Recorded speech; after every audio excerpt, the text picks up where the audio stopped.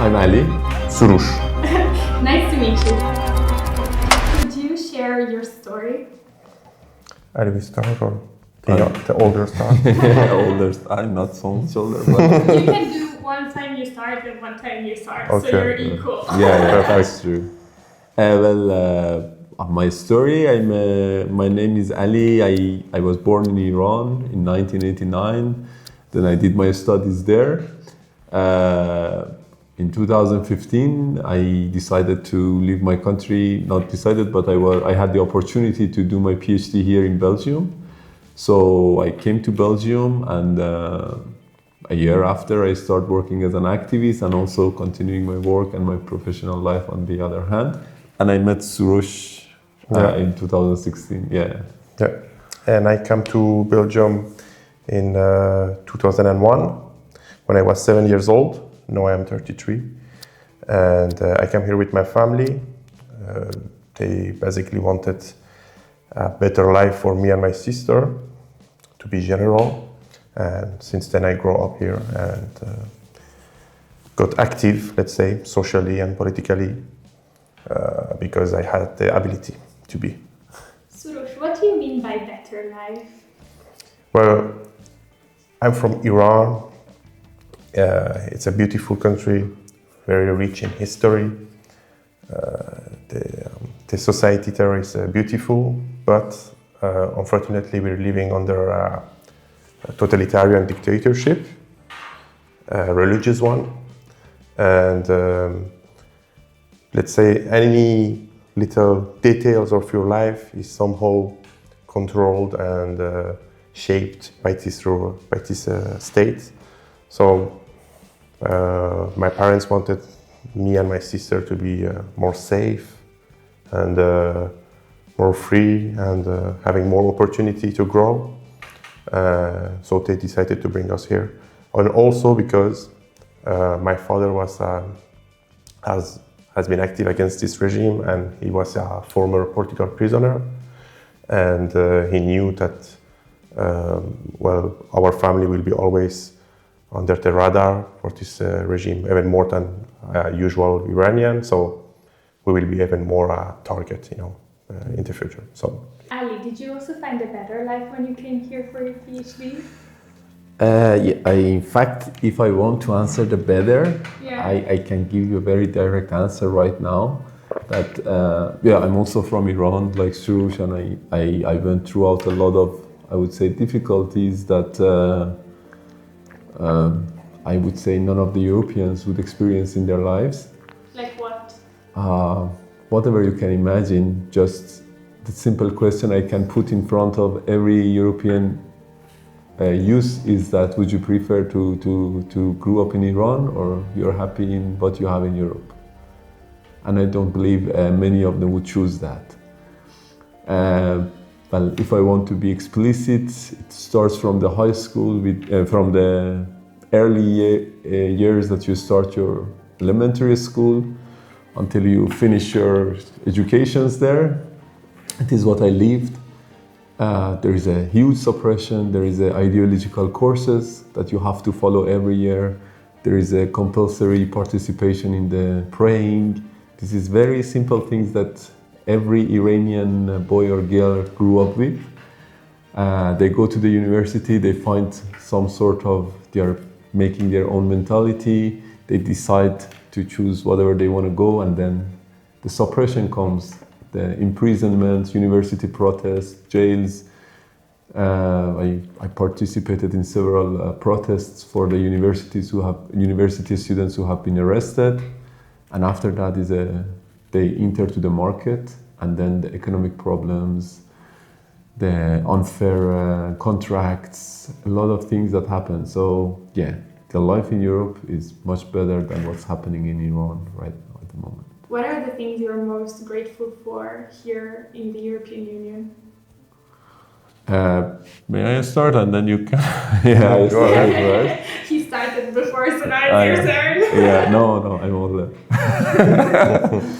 Well, I think what is since I came to Europe, because I think Sourosh has more experience than I, what I've been doing regularly and actively was participating in protests, participating in manifestation, having a political life, expressing my ideas, talking with the parliamentarians, with the media, and a lot of things that in Iran is almost impossible to freely express what you have in your mind. We can again go to our, let's say, personal life, the things that we are doing here, the freedom of travel you have, the freedom of the economic you have, what you want to do, or all these things which are in a personal life that are quite normal, the rights you have for your contracts, protected contracts, blah, blah, blah, a lot of things like this. I can count them. These are the things that are quite, the life in Europe is easy, I would say, and normal, which is quite a big struggle, I guess, in Iran for a lot of things here. Me, I would say it's the freedom of being safe, feeling safe. I think that's something that they don't feel in Iran, like I'm feeling it here, young people, because the simplest things are hanging out there together. If the group is mixed with boys and girls, you could be having issue only with that. I remember it was a few years ago, it was a guy traveling to Europe just for a little trip from Iran, a guy of my age, and we were hanging around. I was showing him around, and he met my friends, and there were also some girls here from Brussels, and he was asking me, and he was shocked, like, yeah, it's okay, you can hang out like that, and there is no issue. The girl is coming alone and going alone. I was like, yeah, it's completely fine, and it was very surprising for me to see him asking these questions. I know that for him personally, as a value, is okay. He's like open-minded, like most of Iranians are, but that showed me how much they're living under rules and control, restriction and control. Yeah. In fact, I had a very interesting example like this a few days ago. A new Iranian I just met, and we become friends. We were walking in the streets in Europe, in Brussels, and there was one of these.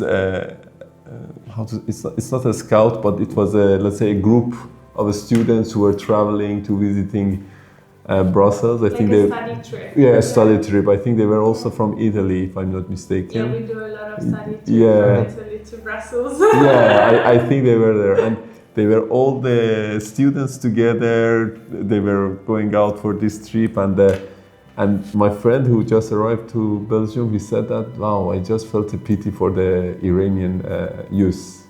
Yeah. He just came and he just felt how difficult they live, and it's a very simple example, no? You never notice it. Exactly. It's really hard sometimes. Yeah. So a study trip can be a right, but we don't understand that. We that's take it true. For granted. No, that's true. I couldn't articulate it like that in my brain. No, but I never thought of that. But yeah.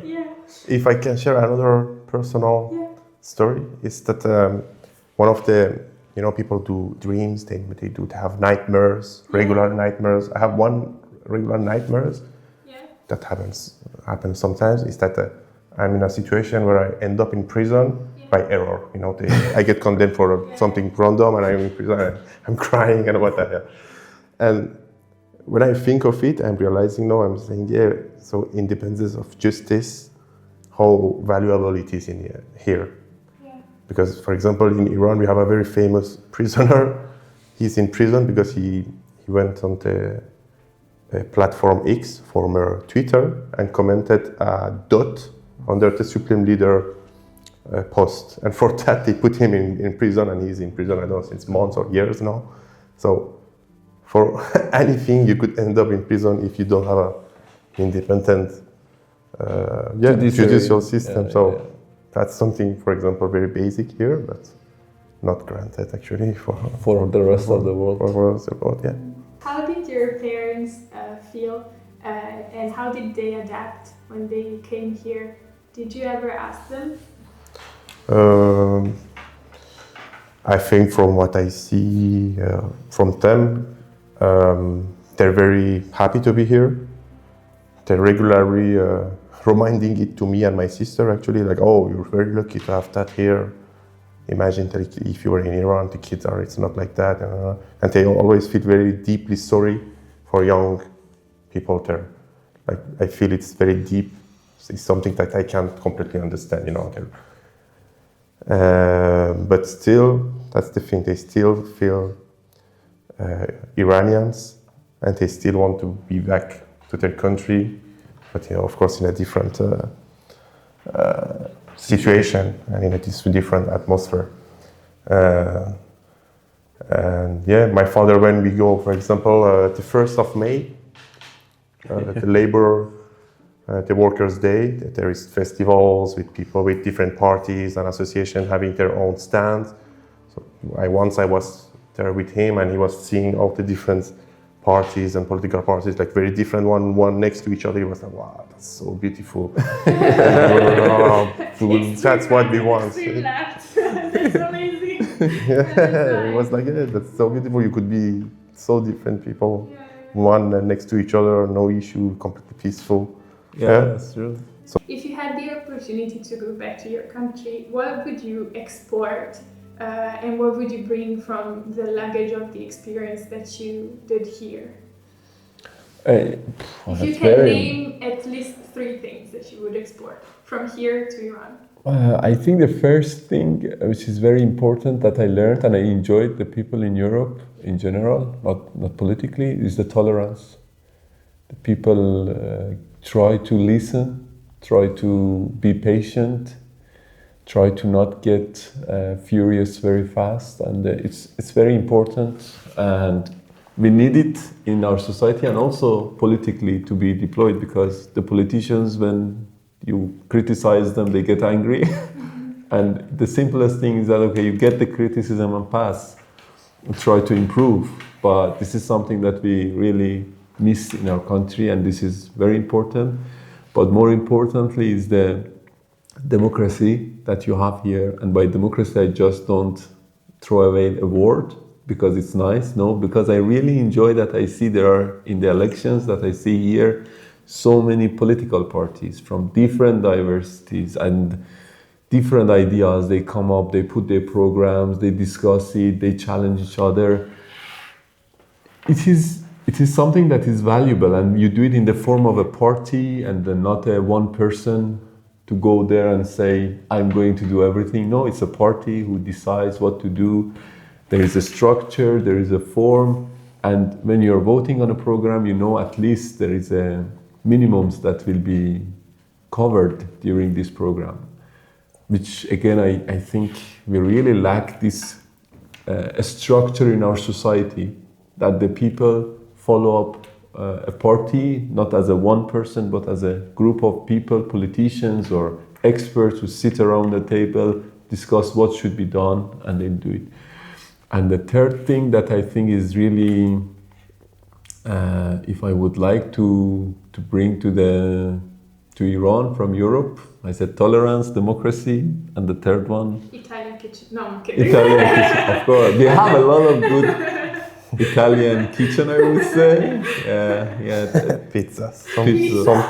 We have a lot. Yeah, that's true. Well, we are good in food. Huh? We are a good, I would say, competition between Iran and Italy. I have a question on food. Yeah. That's cool. Well, for the third one, I don't know. I don't want to be more political, but I think the way that you preserve your society and your architect and your history. It is also something that in Iran everything is just going destruction, building big buildings, and maybe sometimes we lose the history or the let's say preservation of the cities and beings. It is something that I found quite interesting in Europe. So the cultural heritage. Yeah, when you keep it, it is really valuable, and you try to put it in the middle of the city. You know, for Iran, for example, if you go to Shiraz, you found a lot of monuments, a lot of bigger structures, but they are usually outside the city. It was a city and then it was destroyed, and no one lives there anymore. But you build your own cities and you preserve them around where they have been originated. So I think it is something that I really enjoy when I see it in Europe. Yeah. I didn't know. Oh yeah. And how about you? Me, it's a bit close to what you said initially. Tolerance and peaceful talks and exchange between ideas. That's something, because that's how you learn and that's how you grow. That's how either ideas develop through time, is to exchange and face, let's say, criticism or contradiction or discussion. That's something we need in Iran. I wouldn't say the society isn't totally tolerant or open to ideas, but unfortunately we see that, of course, the supporters of, let's say, the dictatorship, that they are a minority, but they exist. But let's say the other part, which want this system to go, most of them want a pluralist country where minorities and ethnicities are respected and they have their rights respected. But that's another phenomenon we have seen this past years. It's a kind of neo-fascist movement growing. We can see it in the diaspora, mostly in the United States and so on. They're linked to the former Shah, the former dictatorship before the current one, and they're very overly proud to be Persian, for example. And Aggressive sometimes. And they're repeatedly saying that they're the original Aryan and stuff like that. And what I have seen and what we all Iranians see is that they're not ready to confront any criticism, despite the fact that, the rest of the society, we have very different point of views in Iran, the religious and ethnicities, but still we can communicate. But here, it's something a bit scary that I'm seeing, a bit bizarre and shameful. And yeah, I hope to not face it growing, and bring some more tolerance and peaceful debate in Iran. Iran is known for saffron. Saffron. Yeah, and it is considered to be the best in the world. So I wanted to know if you have ever tried any food in Europe made with saffron, and if yes, which one is your favorite? In Europe? European foods. Oh, that's a good point, huh? I No, never actually- thought about it. Actually, last week I had a brunch Yeah. somewhere out, and they brought me a marmalade of something with saffron in it. Yeah. Okay. That's You never had food with saffron in Europe? And Guys, we have to organize a trip to Sweden. Sweden? Yeah, they have saffransbullar. Then I will put it in the video later. We'll edit it. It's like a cinnamon bun, but it's made with saffron. In It's a Sweden? dessert. okay. Okay. So next appointment is a Let's trip go. to Sweden. And then in Italy, there's a very famous risotto Risotto, yeah. with saffron. Oh, Okay. it's all- It's a recipe. Okay. Yeah, it's all gold, so it's so beautiful. yeah. I tried that. But yeah, With I saffron? tried that. Yeah, but this is similar to something that we have in Iran. Really? Yeah, risotto with the saffron, sholazar. Yeah. Okay. Yeah. Oh, We have a really? similar food. So when I tasted it, I said, this one, and said, no, this is Italian food. I said, no, it's the same. I'm sorry. Apart from saffron, Mm-hmm. I am sure that Iran has a lot of other treasures that maybe we don't know about. Yeah. And for instance, before you were saying beautiful people and special places. And so I would like to know from you, what is it that you would like to share to Europeans about Iran, like the beautiful side of Iran that we're not seeing?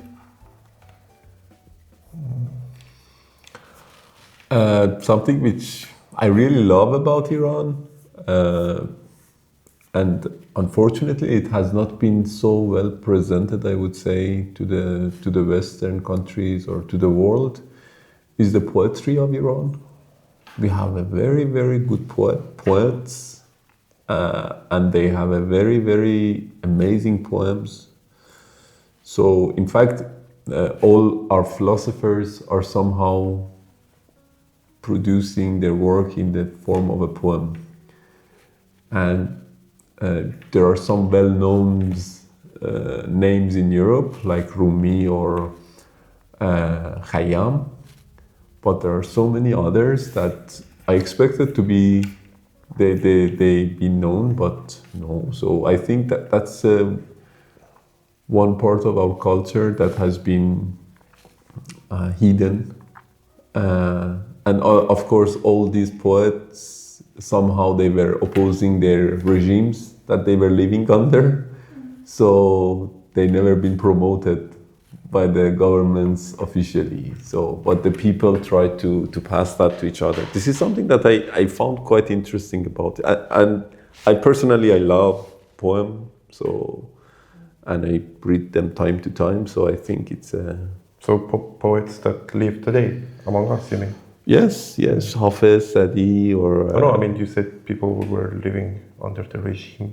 I mean, right now, even those days? Yeah, it exists, yeah. Now they can promote Hafez yeah. and Ayo. Yeah, we don't have a lot. Even under the current regime, we have some good poems, but poets who have never been advertised outside because they have been fully suppressed, they have difficulties to publish their books in Iran. Shamlu, for example. There are lots, but no one knows about them. Yeah, this is something that I like.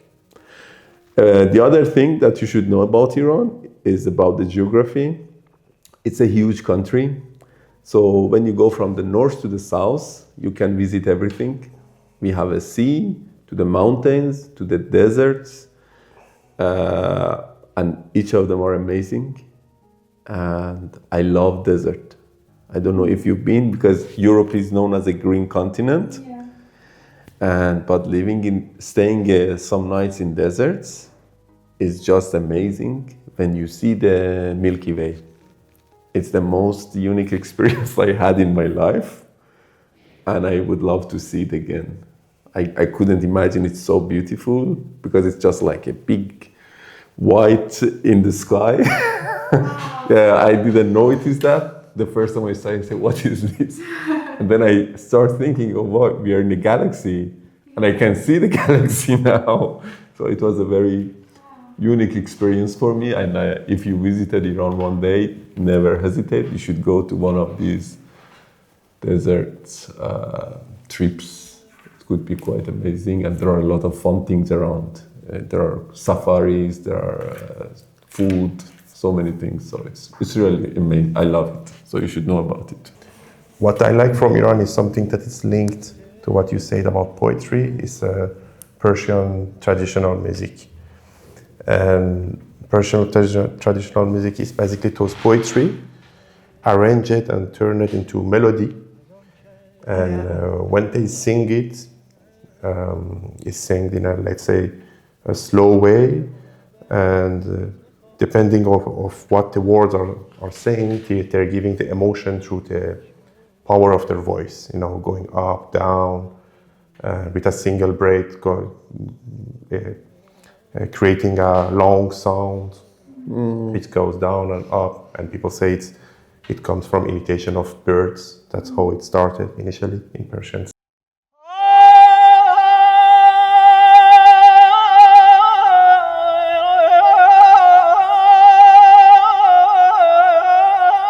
How are you feeling by seeing the country that you love and hate, being bombarded every day? Does it scare you, or how are your feelings right now?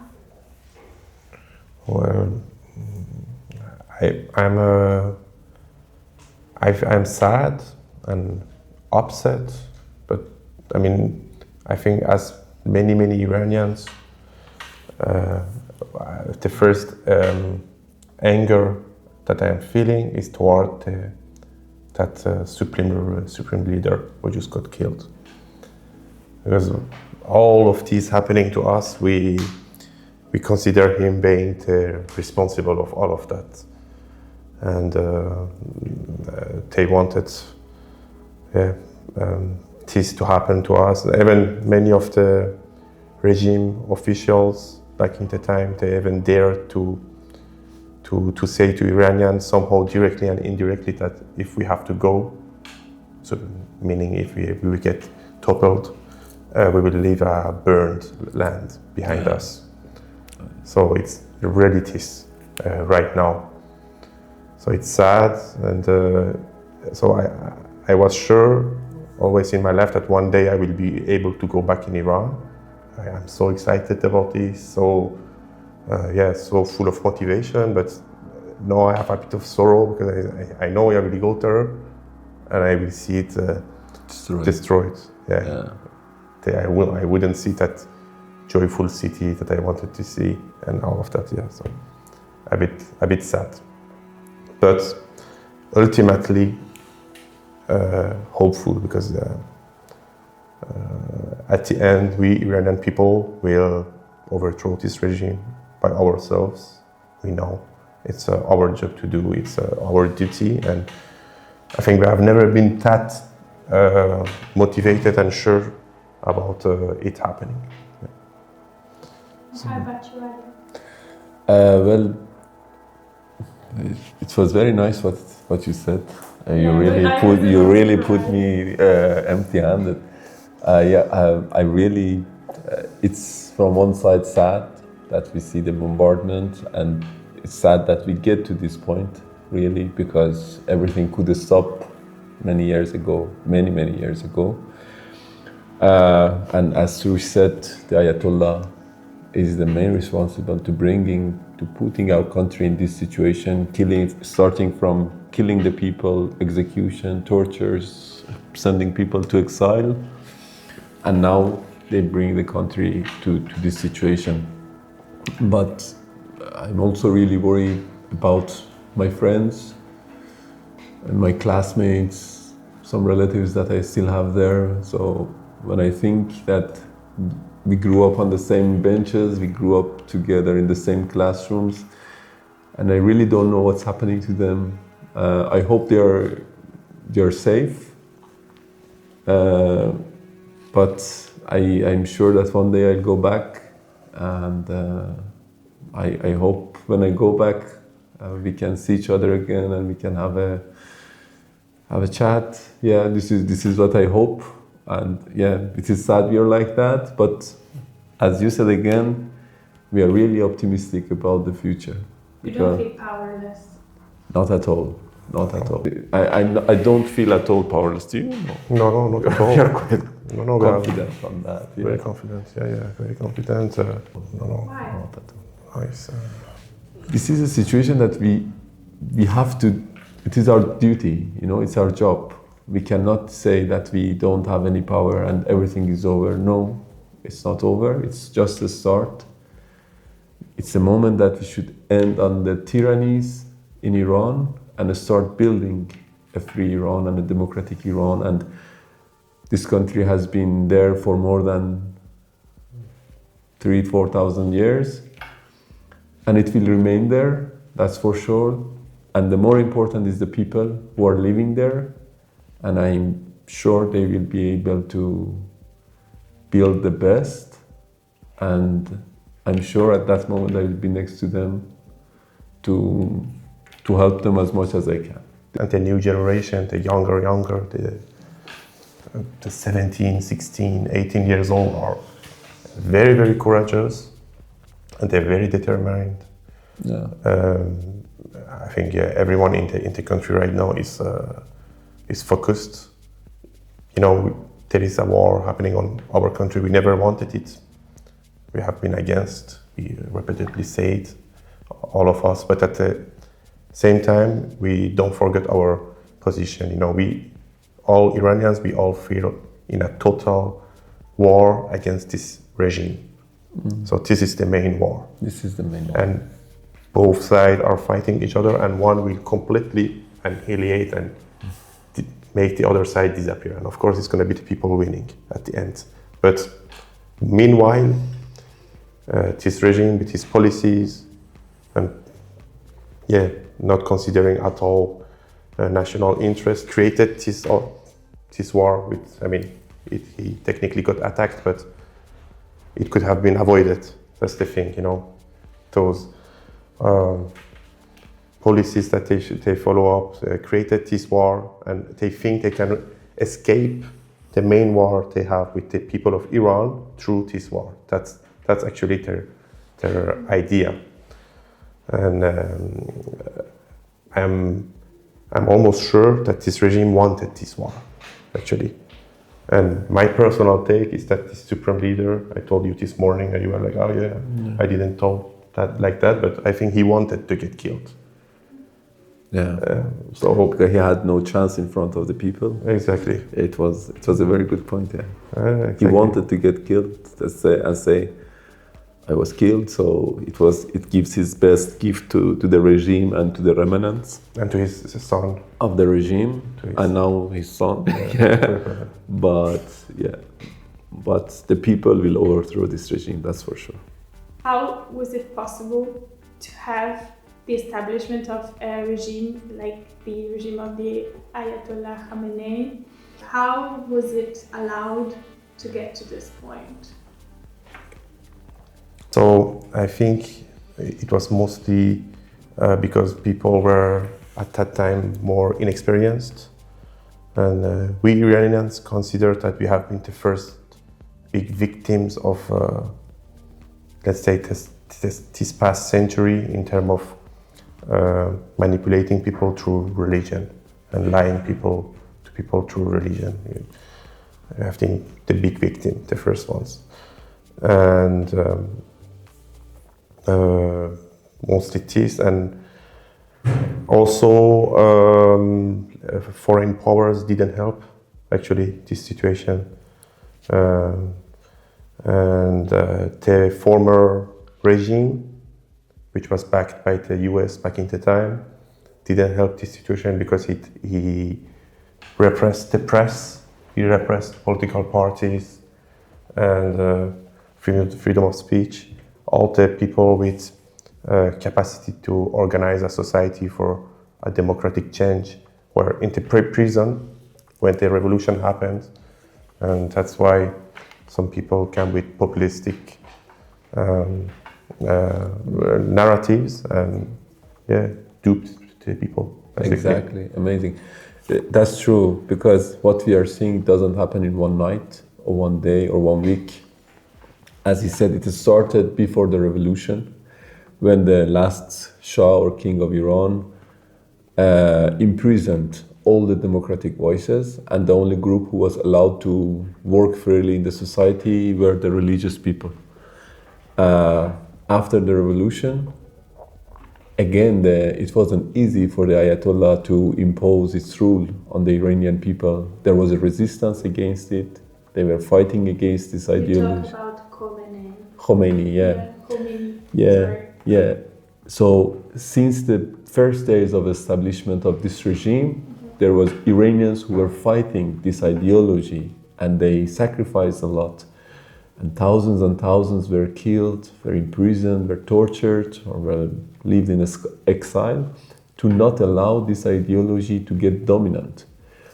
Unfortunately, the Ayatollah's regime, the Mullah's regime, imposed its rules finally on the society, but it never, I would say, changed the people of the society. If you compare the people of Iran with the many other, I would say, neighboring countries, you would see that these people are far from the Islamic fundamentalism. It is something that the Iranian regime couldn't pick up its forces from within the Iran, inside the Iran. And it is why it has to go and find militias in other part of the region. So there is a resistance really against this ideology, and the Iranians are in the front line to fight this fundamentalism. And they have sacrificed a lot for it, they had worked a lot, and even what we see right now is the consequence of the resistance of the Iranian people against that. It comes with the violence, it comes with the repression, it comes with the executions, with the intimidations, but Iranians never step back. That's the truth, and we see it throughout the uprisings, throughout the protests in Iran that is unique in the region. Don't see it in any other country. If the son of the Shah thinks that he can just go in Iran and everything will be like with a blink, everything would change, it's too naive. I don't see it like this. He has repeatedly declared that he will not go back to Iran, and I don't believe he will go back to Iran. And he doesn't have I would say, the support inside the country that he can. The legitimacy also. Yeah, the legitimacy. He's coming from a corrupt dictator with a history which is known, and he doesn't have the roots to be able to establish something. If he want to go back, yeah, he can go back, but I don't believe he is going to receive so much attention as he's receiving right now in the media. Just posting the women without hijab and say, look what was before the revolution in Iran and now it's not like that. Easy image. Yeah, it is so, I would say it is so simplifying the problem of a country like Iran with so many ethnicities, with so many democratic demands, with so many economical problems, with such a long history of resistance, because it's more than 100 years the people are fighting for democracy. We need a dedicated people. We need someone who believes in the power of the people to build that country. This is how it can change. But there are other groups. When we talk about, for example, the Kurds, they have been there for all the time. We know that these Kurds are there, they have their own organizations, they have their own parties, and they support. Or there are another movements like the movement of Madame Rajavi, that thousands and thousands have been killed since 60 years ago for this movement, and they are rooted. So they have their families there, they have their brothers, sisters, mothers there living. For the Shah itself, I never seen that someone connected himself since 2015. And if I see that the propaganda machine is working, it doesn't make me step back. I say, oh, maybe I'm wrong. For me, he's not a serious person, and his statements are really simple. He doesn't go deep to answer to any situation, to any problem. He doesn't get deep about his vision about the future. He doesn't get deep about what he wants for the future. He doesn't get deep about the torture and executions during his father's era. So when you just put everything in a box and you don't talk about it, maybe you get the propaganda, but the moment you go back to the country, the people will demand a lot.